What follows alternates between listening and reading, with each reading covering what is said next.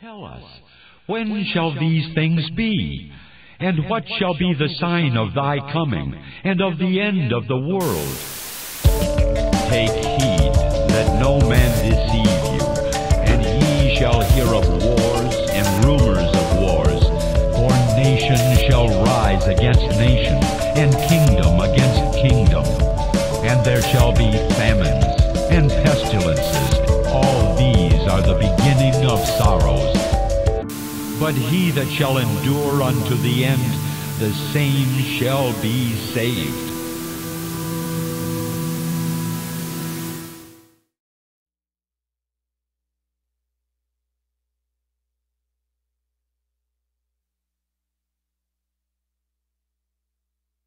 Let's do that again. Welcome to the second half of our prophecy update. Next week, we're going to have Brother David Nathan sharing with us here tonight, next Wednesday, the 16th, I believe. Yeah, it is the 16th. And so come and enjoy that. And then the week after that, we'll begin with our study in the prophet Haggai. The first half dealt with Israel, mostly. And what's going on in the Golan Heights even today. Before I got here, there were 3 other rockets that had just landed into the Golan Heights. And some of the missionaries that we know up in that area, voluntary evacuation for those missionaries there. So things are heating up. I don't doubt that this is a war that is going to continue. I don't think there's going to be much backing away from this. Only the Lord can intervene and give us more time, give them more time. But I think we're heading into a fuse that has been lit, and it's going to be very difficult to put out. And so we have to consider where we stand as Christians in our 21st century, where these wars and rumors of wars are part of our lives and becoming very much part of our society, part of our thinking, that there's wars and it's going to involve the U.S. much more. One thing that we forgot to mention was that Abbas, the president of the Palestinian organization, is, of course, against the embassy move that is going to happen this weekend, I believe, this weekend. At least the plans are for this weekend.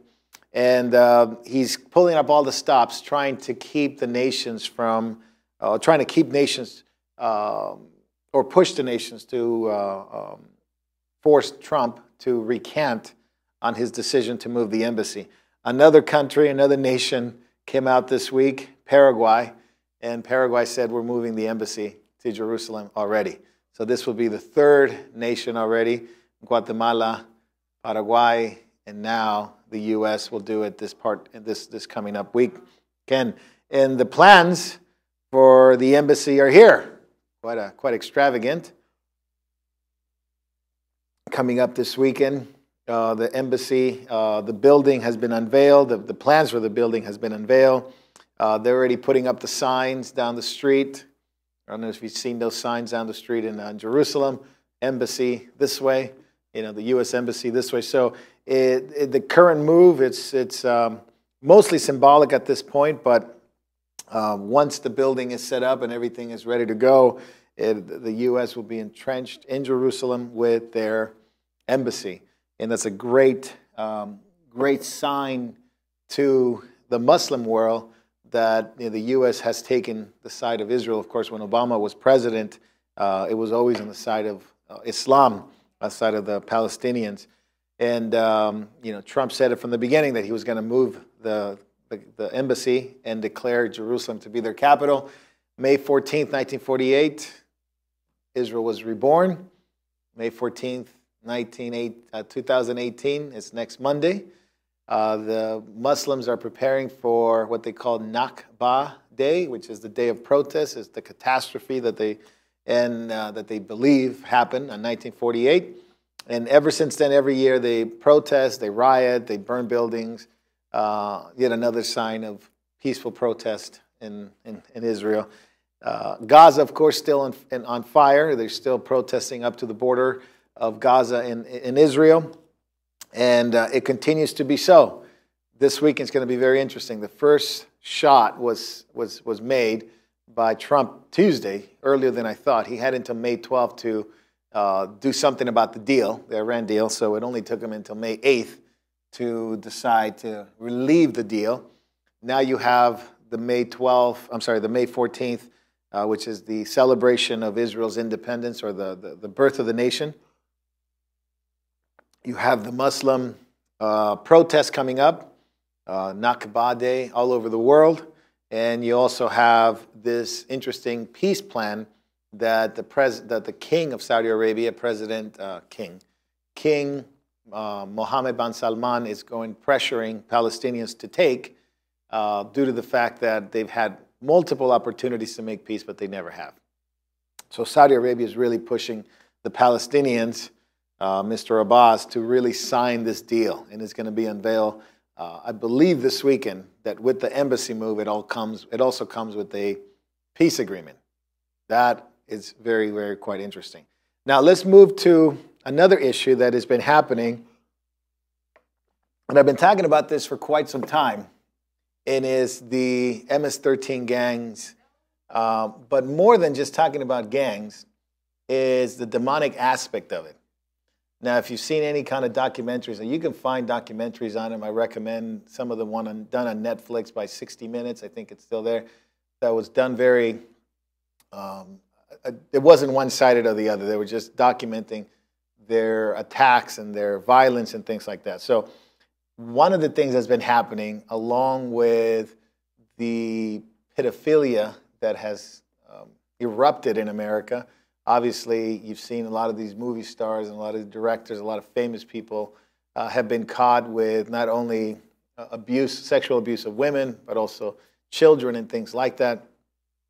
It's also coming with the MS-13 gang affiliation of pedophilia and child sacrificing. One of the things that they found is these sacrifices have been demonically inspired, basically satanic rituals, what they call them.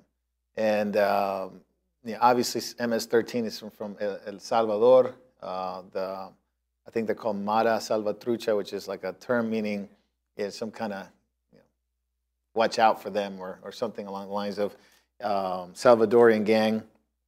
Have been charged in connections with at least 8 murders in the U.S., many involving high school students. So what they've been doing is they've been abducting high school students, especially in New York area and Texas, and they have sacrificed these young ladies for the sake of Satan. And these are some of the ones that have been caught. Satanic symbolism, trademark. Now they always had some kind of trademark of devil's horns and things like that, and it was always shocking. But they have stepped up into another category, being influenced by demonic activity within the gangs. And these 2 men have been indicted for the alleged murder of the 15-year-old in Texas. So the torture, the rape, and so this is something that has come along with the allowance of our government to bring in more and more illegal immigration. And one of the things that they've taken advantage of, when they talk about illegal immigration, and the poor family coming in, and sort of pity the family that's coming in, but it also comes with a barrage of gangs and violence and Muslim extremism that have come through within the last 8 to 10 years, but especially the last 5. This is something that I think as Christians we need to be aware and prayerful, because not only do we try to reach out to youth and we try to reach out with the gospel to people, young people in age, high school age, but the reality of it is there's a lot of demonic activity and violence that is happening in our nation that we didn't have before. And this is part of it. Now, it was always in the jails. There was always in the peripheral.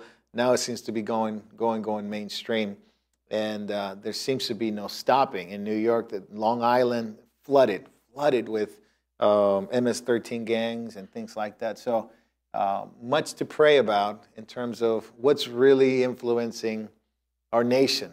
If the Holy Spirit is not influencing our nation, another demonic activity is going to come in, another spirit. And we've seen the rise of demonic activity in our nation, not only people going into Satanism, but also satanic rituals, gang affiliation.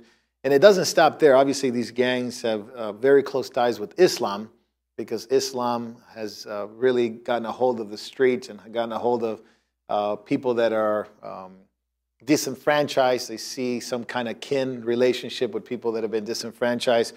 And even in San Bernardino right here, Muslim mosques and imams have gathered a lot of young Hispanic men to bring them into the madrasas, bring them into the schools, and paying for their rent or paying for their salary as long as they come to the Muslim mosques. So these are things that police officers, they know this, LAPD knows this, San Bernardino PD knows this, the close affiliation of Hispanic gangs with Muslim terrorism.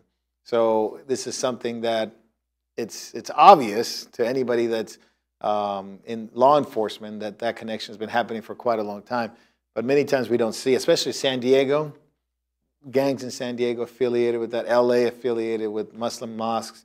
Now, switching gears very quickly, this is an interesting website, and I recommend you go on it and just peruse and find out interesting articles. I went on it, and it's called Stop K-12 Indoctrination. And what it is trying to do is trying to prevent what we've been talking about is this. It's trying to prevent or make aware parents regarding public education. Public education is not public education. It's really an indoctrination. Social engineering, it's a technical term. Where kids are indoctrinated with certain things. It's not math, it's not English, it's not history. Is global warming, sex education, legalizing marijuana. What's that? Evolution. Yeah, these are things that it's at the heart of it. And we have a tremendous heart for young people and ourselves coming out of the public school systems. We know what it was like. We know what it engenders. And of course, one of the biggest things to young people is transgenderism. I think our kids know more about transgenderism than we ever did, because it's pushed and shoved into their schools. And the curriculums, the sex education curriculum in public school from kindergarten to, obviously to 12th grade, we put it on the Facebook thing, and Andre called me up and said, "Are you sure you want to put this up? It's quite explicit if you go on it." And I said, "Well, we definitely need to put a warning on it." But these are the things that are being explained to kids, our kids. Sex education and things like that. So this website combats that lets you know what they're being taught, lets you know what our kids are being taught, especially the transgender indoctrination that is happening from an early age. And oftentimes parents are being told that they don't have any involvement in it. These curriculums are very much for their children.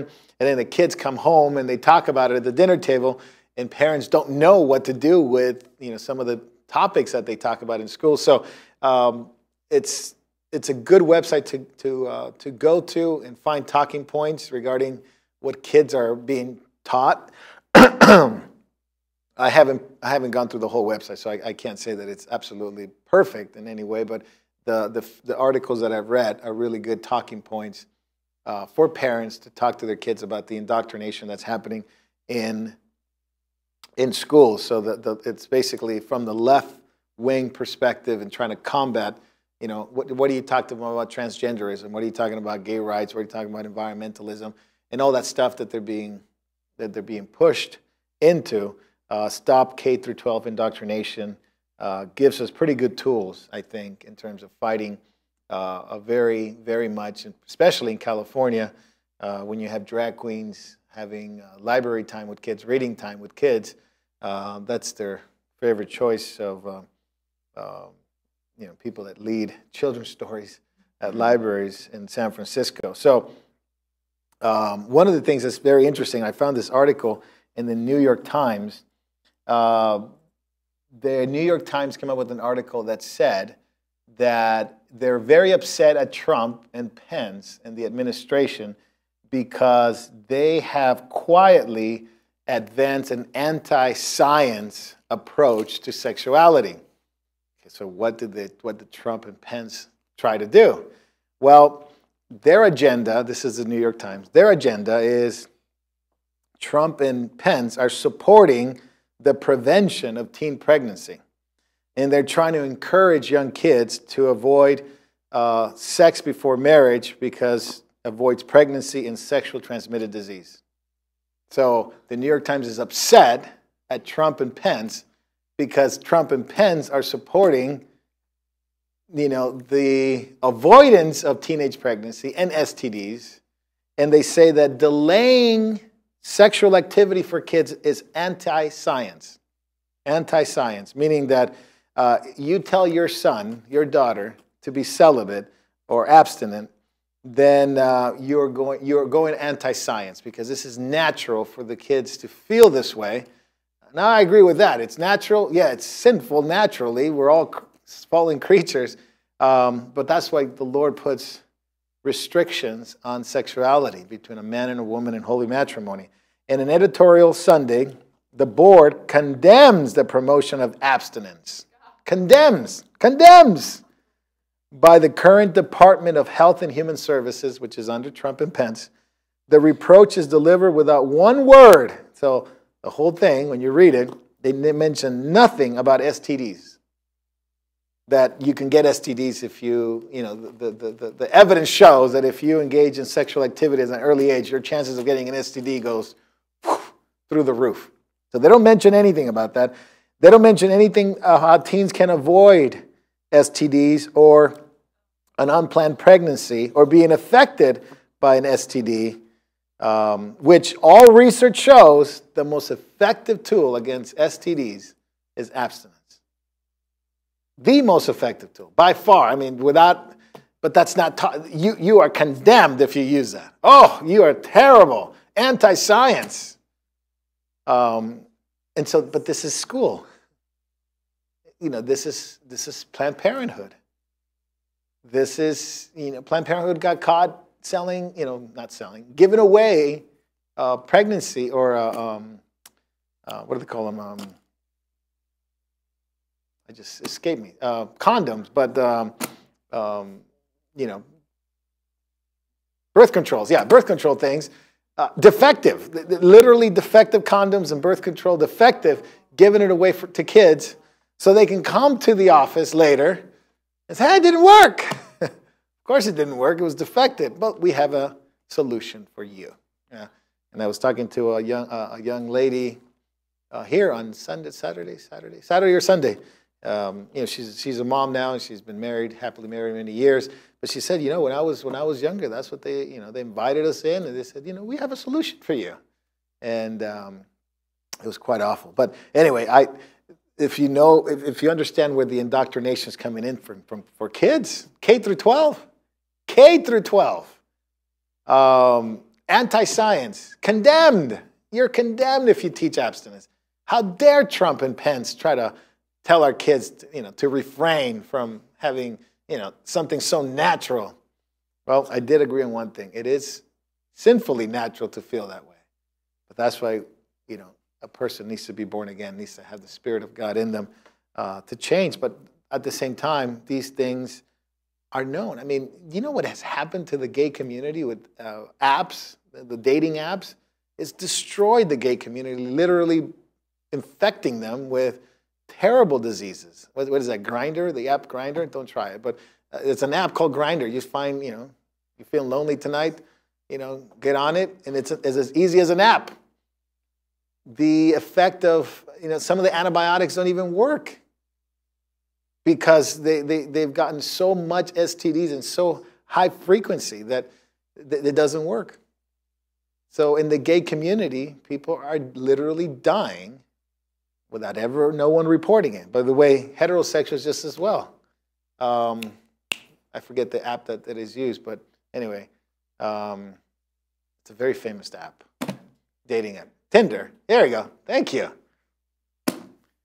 I don't use them, so nobody uses them. So Grindr and Tinder. Tinder has destroyed. They've done documentaries on this, right? They have destroyed the heterosexual community because now you don't even have to call anybody. You just get on an app and you just say, hey, who wants to have sex tonight? And then, you hook up with whoever you want. Grinder, Tinder. I mean, they've destroyed literally romance. And that's one of the articles that came out, I think, last year. Romance gone, destroyed among young people. They say a young man doesn't even know how to talk to a girl anymore. In terms of, it used to be kind of like a joke, you have game and things like that. I talked to a girl. But, that was kind of the funny thing. I was always too shy to talk to girls, but, there were guys that did it all the time, right? They were just, they had the knack for talking. But now it has killed romance because it's expected if you go on this app, that's what you're going for. And there's no, take flowers to the young girl or, meet her at the porch and, butterfly. Yeah, exactly. It's gone. It's gone. But that's our society. That's our kids. That's our kids. They see that as this is part of life. So much for a revival needing to happen among God's people. Now, this man wants to go a little more beyond that. All right, this man right here. This is a Mr. Hank Greeley. He's a bioethicist from the University of Stanford. He's proposing a new idea because the biotechnology among embryos and people having to have wanting to have kids that can't have kids normally, but they have to go through in vitro fertilization, IVF, and things like that. He has come up with this new idea that in order to, it's great that you have these babies. And I know families have had babies. They couldn't have babies, but they went through this process, and it worked. Some of them had triplets. Some of them have quintuplets. I mean, it's an amazing thing. He's proposing the idea now, and there's a lot of people behind it, that procreation has become a matter of manufacturing now, engineering, quality control. So, to make a few omelets, you got to break a few eggs. So the idea they're proposing, and like I said, a lot of people are behind in the bioethics industry, is the fact that you can have up to 80 babies. You can pick their DNA from each one of them to make the perfect one, and then the other ones you can kill. And so out of 100 babies that you can technically have through fertilization, right, you can pick the best qualities of each one to come up with the perfect baby. So this kid had, this baby has blue eyes, this baby has this kind of hair, this baby has this IQ. Well, you just pick and choose which one you want, and then the other ones just die off. And they're very much for this. This is done in Stanford. And the possibilities don't stop there, he says. Technology might also help open the door, of course, for same-sex couples that can have children to genetically be related to both of them. So let's say you have a lesbian and a lesbian want to have a baby. So you can actually put their DNA in the baby's DNA and come up with a baby that it's all, right? It's the two moms and the dad and the donor of the sperm and then the two moms. And they could all be, and the baby could be all one, out of all their family. And so the gay agenda is, the gay community is very much behind this. Though additional twist of making eggs from men or sperm from women would be a huge biological challenge, he says. But it's possible to do this, to allow more and more women to marry other women and have babies that is related to them. The challenge is right now they have to adopt. Now they could be their baby. But the crazy thing about it is he's 80, if 80 die, literally says, if 80 embryos die, well, just choose 2 that you really want. Now, in another news, this was actually quite interesting. This is a brother, a believer in the Lord, is Hanan Naftali is his name, Hanan Naftali. He has been appointed by the Israeli government, the first Christian, first Jewish believer, that is actually part of his cabinet, part of his deputy of, he's got an interesting title, deputy of social media advisor. Basically, everything that has to do with communication and getting the word out regarding the government in Israel and things like that Netanyahu's doing. And he's a Jewish believer. He's a Jewish believer in Jesus. I went to his actually Twitter page. He's got some really interesting videos. I called a friend of mine and I said, hey, what do you think? And he's like, he's stuff in there that I don't think just some, he has to be a believer. I mean, there's stuff in that, in his page, that is very interesting, that it's only if you're a believer you would know some of this stuff and promote some of these things that he's talking about. Like he's talking about prophecy, he's talking about the Lord's return and things like that. And yet he's been put in a place where they've never had a Christian in their cabinet like that. Well, at least secretly, maybe a Christian was there too. But he's very open about his faith, and he brings a lot to the table. So the Israeli government is very welcoming him in, a Jewish believer, to their government. We got to pray for this man, Naphtali, that the Lord will use him to reach other Jewish people in there. Now, another thing that has happened, I don't know if you recognize who this man is, but I used to know him. I met him a few times. Walid Shubat is his name, and he's got a website, shubat.com. For many years, he posed to be an anti-terrorist. He used to be a terrorist, former terrorist, became a believer in Jesus, became an anti-terrorist helper of Israel, and he went all over the United States talking to the FBI on how to deal with terrorism and things like that. And for a while, he became involved with helping Christians out of the Middle East and helping Christians come out of the Middle East during the ISIS campaign against Christians. So for a while, Wali Shubat was well known, even with Calvary Chapel. Brother Jacob spoke with them in different churches and things like that. But it was known that he came out as a fake. He was not what he claimed to be. And soon after that, there was a lot of things that were found out about him, regarding his past that wasn't quite true. That he, he was a terrorist and he came to the Lord and things like that. But it got much worse, because after that he became very much pro-Roman Catholicism, to the point where he was dismissing of any other form of Christianity except for that one. But things have gotten even worse now. This is where, if you go to his site, it's may have to go to maybe an archive or something like that. But he has come out very anti-Semitic now, very anti-Semitic, which kind of follows suit.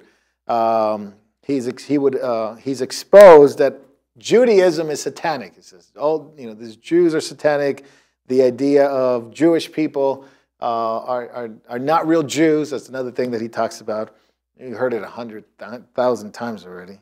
The Jews in Israel are not really Jews. The Talmud is not really a good book. Well, maybe I agree with that. The Talmud doesn't really talk about Jesus. The church revealed the devil worship of the Jews, and on and on and on against the Jews. So he's come out and said, well, the Jews killed Jesus, not the Romans. These are things on his website. These are things that he claims to be a born-again Christian. How Judaism is a satanic cult, describing Jews as money-grubbing Jews, totally gone off the reservation. So much so, I actually know this guy and met him. Unfortunately, he's not to be followed anymore. I wouldn't recommend any Christian to give a penny to his ministry, although a lot of people have given him money for a long time. He used to charge $10,000 to speak at a local church. That's why he was never here. But it was crazy. It was just the money. But that was one of the first things we saw, is just his propensity for charging an exorbitant amount of money just to speak. But and he was, self-proclaimed expert in Islam. And yes, he was found to be a fake. But now he's parading the Pope, and now parading the anti-Semitism that is by and large in the church. Yes, Walid Shubat, like shoe and bat. Walid Shubat. If we have any of the books, if we have any books of him in there, he's got some really interesting stuff. I mean, it's historically, he used to come up with the first few books that he talked about terrorism were actually accurate. The terrorism that was happening in Israel against the Jewish people was pretty much accurate. But then he began to get into other stuff that really discredited him. And in the world's eye, he's discredited because he lied. He lied about his past, and he lied about who he was before he came to Christ. So anyway, I needed to say that because I know some people followed him. He's seen as an expert. He used to come out on Fox News. He's seen as an expert in Islam. He's not, really. He shouldn't even be listened to. Biometricupdate.com, really good website to go on if you ever wanted to go on what's going on in terms of biometric systems and things that they're trying to implement in the world. Uganda is about to launch a biometric program to verify 1 million refugees. One of the things that's been happening around the world is this Muslim immigration, right, in Europe and some parts of Africa, escaping places that are really terribly persecuted and terrorists. The refugees are now going to be tracked biometrically. So if you're a refugee in Uganda, you would have to give your biometric data imprint, whether it's facial recognition, whether it's your iris, whether it's your hair, or some kind of DNA testing. This will allow you to have a food program, be able to have some government food program, as well as registration for different things within, like if you're having government services or things like that, or health services. All will be done through biometrics. And this is not the first country that does this. Other countries and even European countries are going and jumping on the bandwagon about this biometric system where any refugees going into different places will eventually be marked biometrically. Now, eventually maybe some kind of mark or some kind of system. The Philippines is thinking about going to the national ID, kind of like India, which will eventually be a biometric system. And closer to home, this is all on this website, by the way. You can get a lot of information. Digital driver's license coming to a town near you. Digital driver's license. Iowa is nearing, it's the first state to use digital driver's license backed by biometrics by 2019. I should call my friends in Iowa. A representative, which is providing technology for the project, says the adoption of digital licenses is inevitable. Inevitable. That's what they believe. Meaning that, I don't have mine with me, but your ID will be a digital card. Whether it's phone app or something, you won't have to carry one anymore. It'll be a digital imprint of some sort, whether it's going to be in some kind of card with a chip or some kind of app on your phone or some kind of registration that you need to have within the government database. But it's inevitable. The Director of Business Development was interviewed at the Spectrum, the recent Connect ID 2018 conference, discussed how digital driver's license will work and the stage of development that they have reached. So we talked about the national ID here quite a few times, and it's coming very, very fast. Australia, I haven't talked to Davey about this one, but Australia is getting closer and closer to be cash-free. Cash-free. And some of the European nations have gone as well.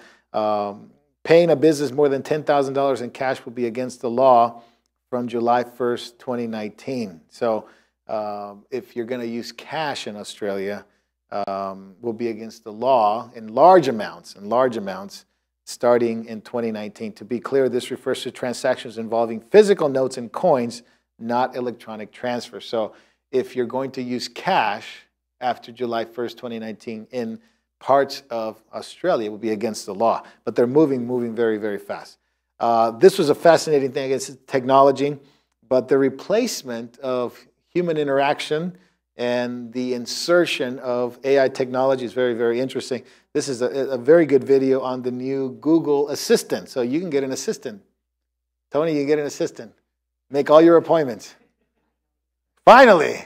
And it's free. I'd like to reserve a table for Wednesday the 7th. For 7 people? It's for 4 people. The Google Assistant makes the call seamlessly in the background for you. So what you're going to hear is the Google Assistant actually calling a real salon to schedule the appointment for you. Let's listen.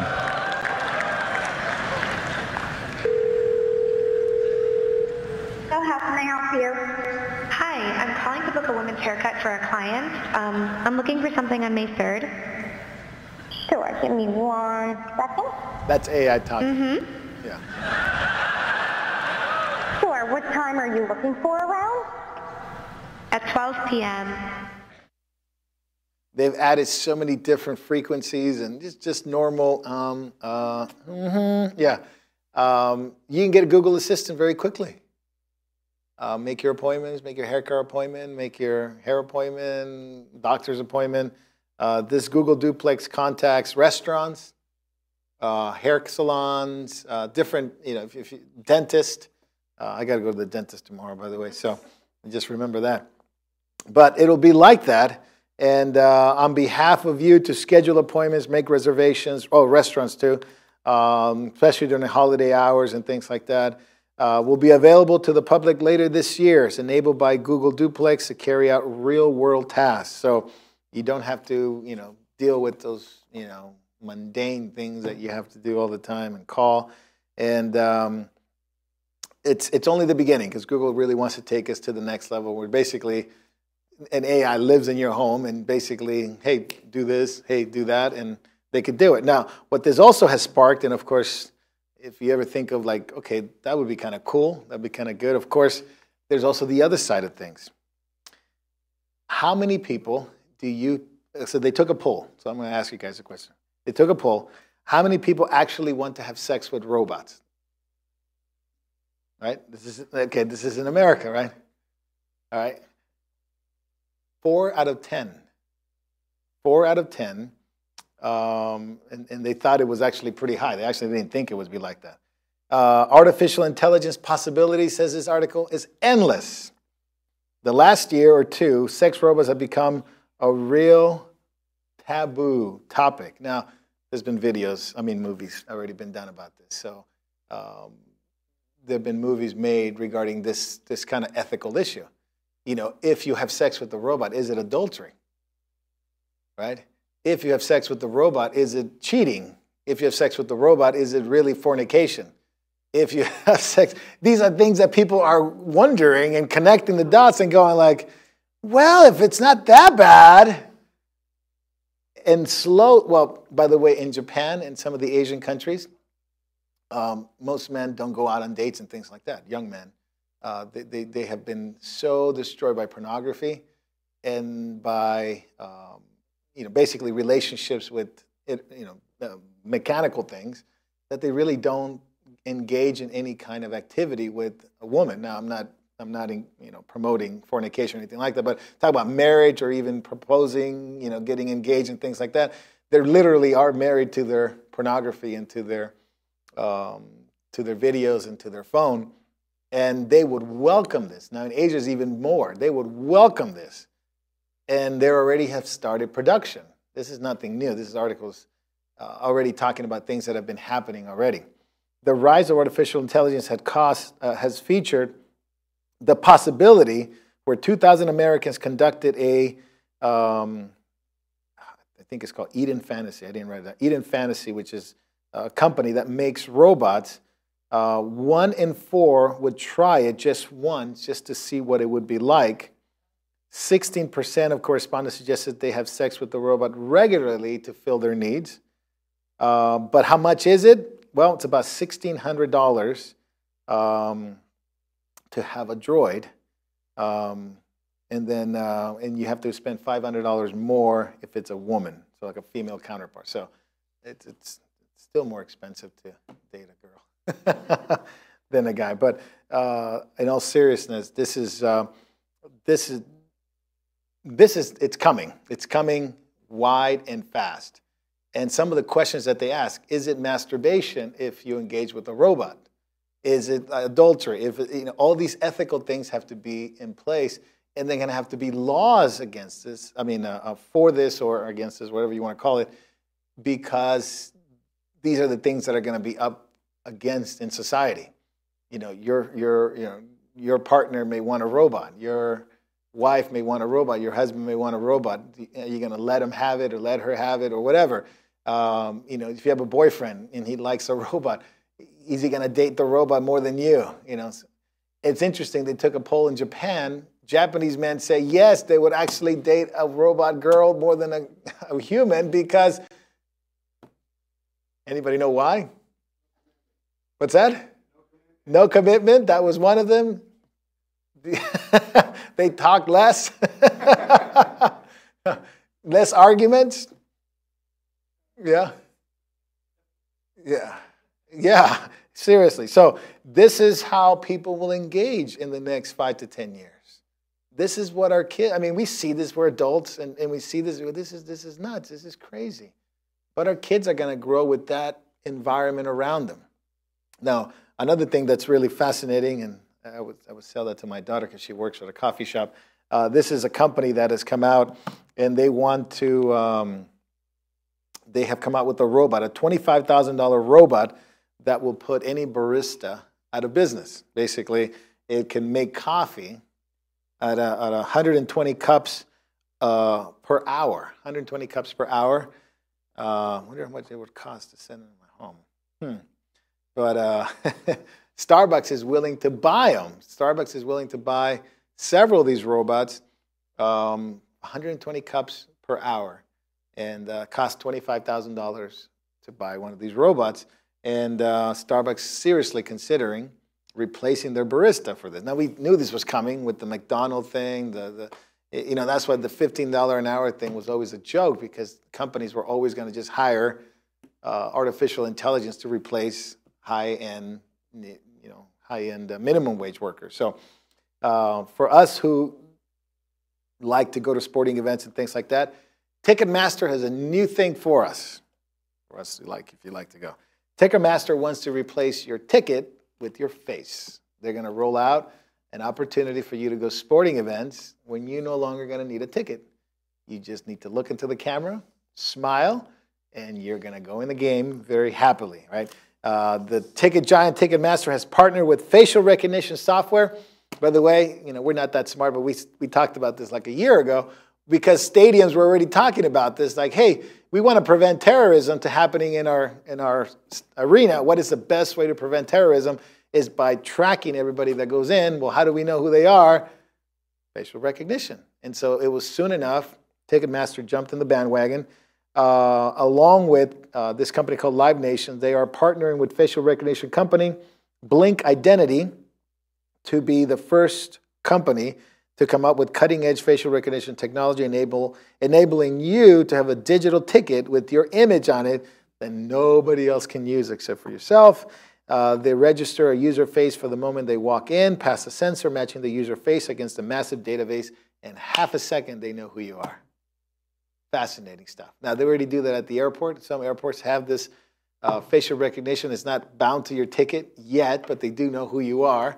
And some apps, and the iPhone 10 or X, whatever they call it, has that featured in it. So we're moving in that direction very, very fast. AI technology, artificial intelligence, robotics, but it has some ethical issues, right? It has some sinful issues that, as Christians, we need to really be willing to face the fact that this is where the world's going. And when you talk to somebody in the near future about immorality, they're not going to think it's immorality if it's a robot. The gospel is the gospel, right? The sin is sin, and you have to be able to express it. But we're going to come with a society that doesn't think it is. Well, they already don't think it is, but even less now. I'm not doing any harm. It's just a robot. You'll never get pregnant. I'm not going to get an STD. So the consequences are going to be like, oh, nothing. This is the way to go. And they're going to be corrupt in their mind and their thinking and behavior. Now, speaking of corruption of mind and thinking and behavior, religious summit between Islam and Christianity coming to Rome in the next 2 years. A big summit. I expect some big evangelical leaders to be there, probably. I had an article about him. I didn't bring it. But anyway, he's getting into the mental health issue now. He's partnering with Roman Catholicism to deal with mental health. I wouldn't say anything besides that, because I can think of various things to say. But Rome is going to host a religious summit between Christianity and Islam, how to bridge them together. At the same time, the Vatican is joining Saudi Arabia and Prince Mohammed bin Salman, because they have agreed to build Catholic churches in Saudi Arabia. The first time that Catholic churches will be built in Saudi Arabia, and they're partnering with them. Remember, Mohammed bin Salman has been very open about the economy, been very open about peace deals with Israel, very open about ecumenical movement, and now they've signed a deal with the Pope to bring Catholic churches into Saudi Arabia. Now, Pastor Andrew Bronson, we talked about him several times. The trials have been going on, and The next hearing is July 18th. Sorry, July 18th is the next hearing. They're going to keep him in jail. Turkey denied our government's request to be released. We are urging, and I encourage you to write to the White House and petition. I should have brought the phone number for the White House, but you can petition Vice President Pence and Donald Trump to really put the pressure on Turkey. Turkey has no friend of Christians right now. No friend of Christians, no friend of America. Pastor Brunson, he's got the weirdest charge that I've ever heard. He's a spy, right? They're charging him for being a spy because he brings Bibles into from other churches to churches that don't have Bibles, and sometimes the churches that he goes to were not Turkish churches, right? They were like immigrants and things like that. So he's charged for being a spy because he was bringing, some kind of secret, they say, about the Turkish government. He's against the Turkish government. Anyway, they made up all these charges against him. So, and now in prison, he was talking about this, a Turkish court rules to keep in detention the American pastor. He's been jailed for at least 1.5 years. Terrorist-related charges and being a spy. Andrew Brunson, head a small Protestant church in the western city, faces up to 35 years if he's convicted in a case that has strained ties with Washington. So in the Turkish cells, he's being mocked and persecuted for the love of Jesus. So he's been caught sharing the gospel in jail, and that's made his persecutors even more upset. So we need to keep praying for him, that the Lord will give him the courage and the strength to withstand that.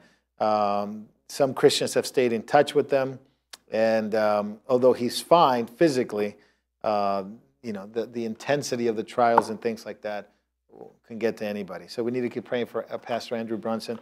And finally, this last article here, 4 countries in Asia have passed a law banning religious conversions. So in Asia, things are heating up. Places like India, Sri Lanka, Pakistan, of course, Nepal, where our dear brother Jasper and his wife went to an outreach, has already, it's getting heated. One pastor has already been murdered in India. I'll be in India in August by the grace of God if it opens up, for preaching the gospel and heal the brokenheartedness in India. The persecution can be added to what's happening in the Muslim countries. So this is a real thing. 4 more countries in Southeast Asia has, and I had the name of them here. Where's the 4th one? Is it Myanmar? I think it's Myanmar, which used to be Burma. These 4 places are clamping down religious conversion. So if you're a Hindu, you can't turn into a Christian. If you are Buddhist, you can't be a Christian. Otherwise, you're going to face basically a law or a religious conversion. So Nepal, Myanmar, Sri Lanka, and provinces of Pakistan. India has that, but in some areas, minority religions are allegedly protected through legislation. So it's a real change. It's a real challenge for Buddhists and Hindus to become Christians because the government now persecutes them if they do. Now, in the Muslim world, this happens by governments, by the people there, by persecution, even to death. Now Asia is becoming very much a hotbed for religious persecution against Christians. That's a lot to be said. It's a lot to pray about and a lot to think about. We live in a strange world. Things are rapidly changing, and tonight Israel's under fire. Christians are being persecuted. The gospel still goes out, right? Because our orders have not changed. The command of the Lord has not changed. He told us to keep going forward, right? It's no time to retreat. And it's to really, literally to take our faith more seriously every day. I think that's the challenge for us today, is when you see these things happen, do you retreat or does it fuel you to keep going forward, right? It ought to fill you and fuel you to keep going forward because you see these things are real, they're true. In the book of Isaiah, we're told that God tells his people to hide, to shelter for a time until he judges the earth, right? And I think a time is coming where the Lord is really wants us to come closer to him, a deeper relationship with him, to hide in him, not necessarily a physical shelter, but his protection under the shadow of the Almighty, and to really be drawn close to him, because I see the ties of the world and what's going on, not just the sinfulness of the world, but the world at large with the wars and rumors of wars, drawing near to a time where God is not going to wink anymore. I think we're going to see some major shaking and movement within the Middle East. God's hand moving in judgment against these nations that have mocked them, that have mocked his people, that have turned their back on him, and have really persecuted Jew and Christian alike. And for us Christians is to really hide ourselves in Christ, but I'm not saying hiding like do nothing. It's hiding and take refuge in him. Really solidify your relationship with them. Make your calling and election sure. And out of that strength, being able to minister and share with others. Because it's going to become difficult to witness and share. As Brother Andre was talking about it with the man on Monday. They're going to try to take this away from us. And when that happens and it becomes real, then what are we going to have? You know, some Christians they can't survive without Facebook. You know what's going to happen when we really face the reality, right, where this becomes a challenge to you and I, that our faith will be tested. But I think it's good. I'm not a masochist, but I think it's good because it'll really purify your faith, my faith. But at the same time, if your faith is meant to be under pressure, what I'm trying to say. It should face opposition. You know, if our faith is real, it should face opposition. We should never be afraid of opposition, because what it does reveal is true faith. It's true reliance on God. It's the faith that is never tested, never challenged, just quasi-faith. That's the faith that I worry about, because I don't know if it's real. I don't know if it could stand. But a faith that is under pressure, resisting the enemy, right? Fighting against the wiles of the devil, resisting the enemy. He will flee, we're promised. To fight the good fight of faith. That's the faith that really is true faith, faith at last. And we're told that if we resist the enemy, he will flee. Fight the good fight of faith. And God is faithful. Right? And whatever temptation we face today, God is faithful. Right? He will never tempt you beyond your capacity to withstand that temptation. Praise the Lord. So there's a limit to it, right? There's a limit to the temptation that he puts on us. And he is faithful that he will always give you a way out. Right? Ekbasis is the word that Paul uses. Ekbasis was a road up the mountain that the military troops used to use. If they were surrounded and they had no way out, they would look for a road up the mountain as a way of escape from that battle. And it's what Paul the Apostle uses, an ekbasis, a road out. Sometimes the road was difficult, it was narrow, it was uphill, but if you took it, you would be safe. And military guys knew that. It was a term that was used in the New Testament, ekbasis. God is faithful that he will always give you a way of escape. There's always a way of escape, no matter what temptation we face. God is faithful to do that. He'll limit it to what your capacity is to stand, and he will always give you a way of escape. That means that today you can be as holy as you can possibly be. You can be as holy as you want it to be, because God will limit that temptation to what you can stand, and he will always give you a way out. So if you didn't take a way out, it was our choice, right? It was our choice. We chose to sin. We chose to be away from God, right? Because God is always going to be faithful. He won't tempt you, right? Because God doesn't tempt anybody. But that temptation, he'll limit it to your capacity to withstand. And he'll always give you a way out. So we could be holy. If we really wanted to be holy, you could be holy today. You could be holy as you wanted, because he is faithful to keep you. So let's pray. Father, thank you for tonight. May your word be a lamp and a light to our feet and our path. And we praise you, Lord God, that you're faithful. Even in this world, even in the temptations that we face in this world, you always give us a way out, and you limit it to the capacity we're able to stand. So, Lord, thank you that you do that. And, Lord, we praise you for tonight, all the things we talked about, Lord.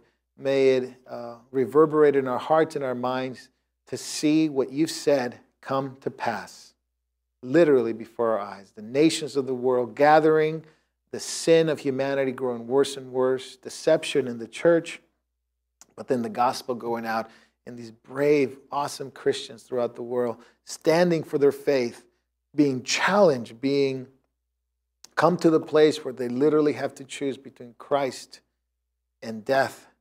And they choose, Lord, to follow you, even at the cost of their own lives, Lord. Father, what an example.